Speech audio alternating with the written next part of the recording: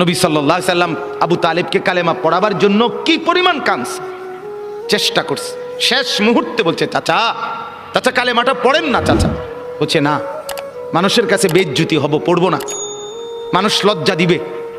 আল্লাহ নবী সাল্লাল্লাহু আলাইহি সাল্লাম বলছে, কানে কানে বলেন, আমি কাউকে শোনাবো না, আমি শুধু হাসরের মাঠে বলবো, মৃত্যু পর্যন্ত চাচা ওয়াদা দিলাম জগৎবাসীকে শোনাবো না আপনি ঈমান আনছিলেন, কানে কানে কন। আবু তালেব বলছে না, কানে কানেও বলবো না। এবার নবী বলে চোখের পানি ফেলতে ফেলতে, চাচা এমনও কইতেন না তো, ঠিক আছে চাচা আমি কালেমাটা পড়ি, আপনি শুধু ঠোঁটটা নাড়েন, আপনি শুধু ঠোঁটটা নাড়বেন, আমি হাসরের দিন বলবো মাওলা আমার চাচা কালেমা পড়ছিল এজন্য ঠোঁট নাড়ছে, এর সুযোগ দেন। চাচা বলছে না না না, আমি ঠোঁটও নাড়বো না। আল্লাহ নবী তখন অঝরে কাঁদতেছিলেন আর চোখের পানি ফেলে বললেন, চাচা আপনি জাহান্নামের আগুনে জ্বলবেন, আমি সইব কেমন? আবু তালেব নাফরমান তখন কি বলছে জানেন? আন্নারু খায়রুম মিনাল আর, মুহাম্মদ মানুষের কাছে লজ্জা পাওয়ার চাইতে আগুনে জ্বলা অনেক ভালো। বাপ নিজেদের জিন্দিগিতে একবার ভাইবা দেখেন, আমিও ভাবি আপনিও ভাবেন এমন আচরণ আমার মধ্যে আছে কিনা। 3 দিন ধরে যে বাড়িতে মেয়ের বিয়েতে ছেলের বিয়েতে যে ডেকসেট বাজাইলেন, কারে খুশি করার জন্য?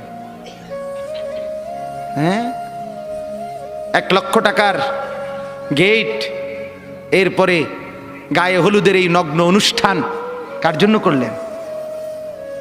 বেড়া বেড়ি সব যুবক যুবতী সব একই মাইক্রো প্রাইভেট কারের ভিতরে যাতাযাতি করে বহাইয়া একখান থেকে একখানে নিলেন, কার জন্য? পুরা প্যান্ডেলের ভিতরে একসাথে বেড়া বেড়ি একত্রে খায়, নাচে, গায়, ফুর্তি করে, কার জন্য? শুধু সমাজ, সোসাইটি, পরিবেশ, সোসাইটি মেনটেন করছেন, সমাজ মেনটেন করছেন। ছেলেরা চাইছে, মেয়েরা চাইছে, বাচ্চারা চাইছে, এতে হেতে চাইছে, তো মালিক তিনি কি চাইছিল? ওনার কথা মনে হয় নাই? রাসূল সাল্লাল্লাহু আলাইহি সাল্লাম তার কথা মনে হয় নাই? বলেন, কিয়ামতের দিন নবী সাল্লাল্লাহু আলাইহি ওয়াসাল্লামের কাছে কোরআনে আছে, ফাকাইফা ইদা জিনা মিন কুল্লি উম্মাতিন বিশাহিদ ওয়া জিনা বিকা আলা হাউলা'i শাহীদা।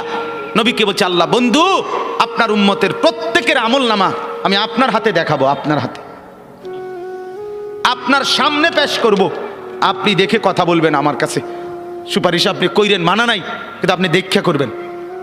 রাসূলুল্লাহ সাল্লাল্লাহু আলাইহি সাল্লাম যদি হাসরের ময়দানে এরকম আমলনামা খুলে উল্টায় আর পৃষ্ঠার পর পৃষ্ঠা দেখে, ফজর নাই, জোহর নাই, আসর নাই, মাগরিব নাই, এশা নাই, শনিবার রবিবার, মদ জুয়া, অবৈধ উপার্জন, গান বাদ্য, নাটক, সিনেমা, জিনা, ব্যভিচার, বেহায়া, বেপর্দা, সব উল্টায়।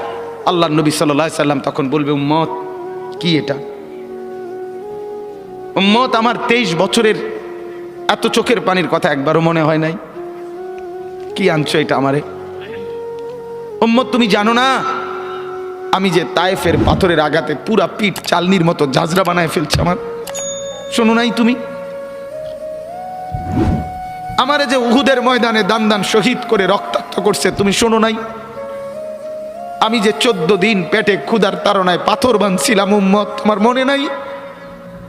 একবারও শোনো নাই আমার ক্ষুধার কষ্ট, আমার পিঠের ব্যথা, আমার দাঁতের ব্যথা, আমার কাঁধে 2টা কড়া ঢুকে গেছে? উম্মত আমার ঘরে 3 মাস, আল্লাহর নবীর স্ত্রী আয়েশা বলছে, আল্লাহর কসম উম্মত, নবীর স্ত্রী বলছে 3 মাস 3টা চাঁদ উঠছে ডুবছে, রাইনা হেলালান সুম্মা হেলালান সুম্মা হেলালান, 3 চাঁদ 3 মাসে নবীর 9 জন বিবির কারো ঘরে আম্মা জান আয়েশা বলে 1 ফোঁটা চুলায় আগুন জ্বলে নাই।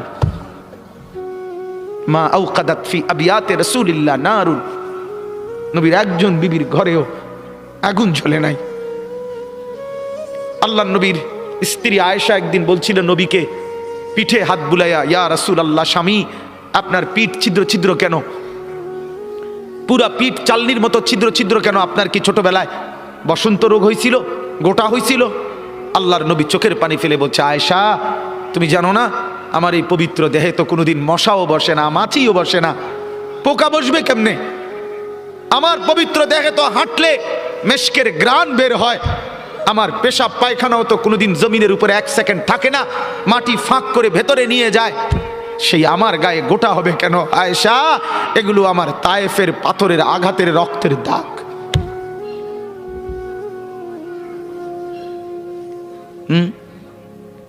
বলো না বাপ, কিছুই মনে হইল না?